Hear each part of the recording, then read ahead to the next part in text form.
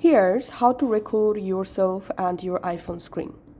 First of all, go to your iPhone control center. Long press on an empty space. Tap on Add a Control. And in the search controls box, type here screen recorder. Add this screen recording in your control center. Now long press this screen recording button and turn on your iPhone microphone. Once your microphone is turned on, now it's time to record ourselves with our iPhone screen. So open your control center and tap this button to start your screen recording. After 3 seconds, your iPhone will start to record your screen and your voice.